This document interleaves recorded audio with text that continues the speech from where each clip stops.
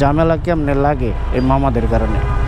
তো এই মামারা আমার নানার বাড়ির সম্পত্তি, মায়ের ভাগের সম্পত্তি দিতে চায় না। ঢাকা শহরের রাস্তা হলো লোকাল বাস যারা চালায় সেই সমস্ত মামাদের, আর হচ্ছে ঠেসলাওয়ালা মামাদের। এখন দুইজনই তো সম্পর্কে মামা হয়, তাদের প্রত্যেক সম্পত্তি হলো ঢাকা শহর, রাস্তাঘাট আর কি, ঢাকার রাস্তাঘাট। এখন যেহেতু মামা হয় সেক্ষেত্রে তো আমি তো আবার মায়ের ভাগের সম্পত্তি পাই না, হের বাপের সম্পত্তি ঠিক আছে, সেই সুবাদে হের বাপের তো, আমার আম্মা তো হইলো হের বাপের বোন, সেই হিসাবে তো মায়ের ভাগের সম্পত্তি পাই। তো সেইখান থেকে একটু যদি সুবিধা আমাদের দিত, সামান্য পরিমাণ সুবিধা যদি একটু দিত, যে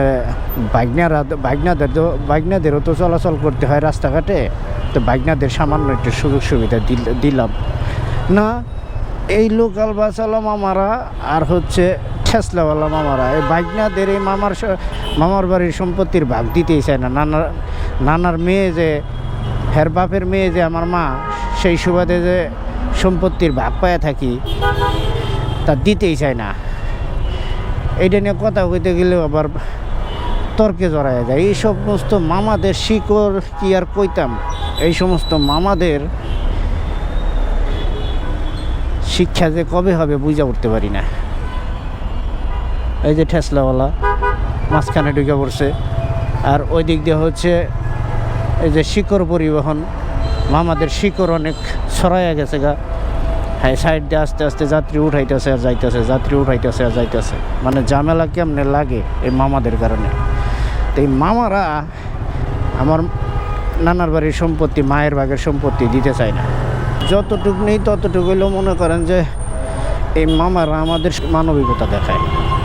এই যে আমার সামনে সব কটা হলো ঠেসলা, এই ঠেসলাওয়ালারা সারা গায়ে লোহা জড়ায় রাখছে, তার সর্বাঙ্গে লোহা। এই মামাদের কাছে ভিড়তেও ভয় লাগে। এদের যেটু শুয়া দিলে আমারই ফসকা পড়ে যাবো গা, আমারই ক্ষতি হয়ে যাবো গা। মামাদের সর্বাঙ্গে লোহা, আমার সর্বাঙ্গে ব্যথা। বেশিরভাগ লোকাল বাসগুলোর ইন্ডিকেটার নাই, বেশিরভাগ লোকাল বাসগুলোর ইন্ডিকেটার নেই। ওরা হুট করে কোন দিক দিয়ে কোন দিক রওনা করে বুঝা ওঠা মুশকিল। আর ঠেসলাওয়ালাদের মামাদের তো আল্লাহ দিলে, ওনাদের তো নাই, ওদের জন্ম থেকেই নাই। মাঝে মাঝে দুই একটা দেখি লাগানো, ইদানিং লাগায়, কিন্তু দেখা যায় যে যাবে বামে ইন্ডিকেটার দিছে ডাইনে।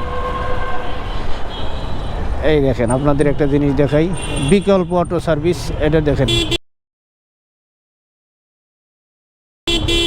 এটার পিছনে কোনো ইন্ডিকেটার নাই। এখন সামনে যায় যে বামে যাবে অথবা ডানে যাবে, সে সিগন্যাল দেবে কেমনে? এগুলো হচ্ছে আনফিট গাড়ি।